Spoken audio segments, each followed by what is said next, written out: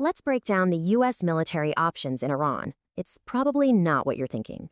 So the U.S. is looking at sending around 16,000 troops to the region.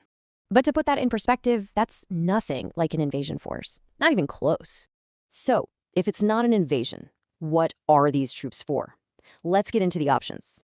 Okay, option 1 is a big one. Seize a critical piece of Iranian real estate, Kharg Island. And wow, is it important. We're talking about 90% of Iran's oil exports flowing right through here.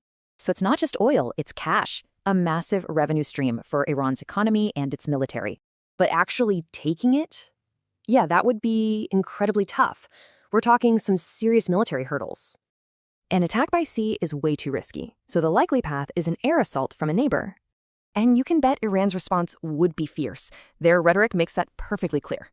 But as risky as that sounds, there's an even more complex scenario on the table, a whole other level. This one's called the nuclear heist, a spec ops mission to grab Iran's highly enriched uranium. The prize? About 400 kilograms of the stuff. And, you guessed it, it's hidden. Intel suggests it's not in one place. It's probably split between 3 different nuclear sites. And this isn't a quick raid. Analysts see a complex, multi-step mission unfolding over time. Think about it. Troops would be exposed for a long time. The logistics alone are a nightmare. So, with all these crazy risks, what's the end game? Why even think about doing this?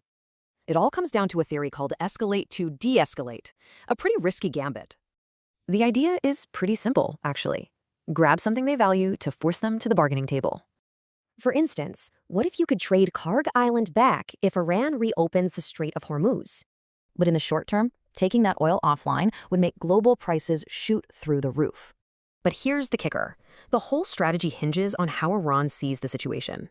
See, for the US, it's a war of choice. But for Iran's leaders, this is about survival. And that massive gap in perspective means you just can't predict how Iran will react to pressure.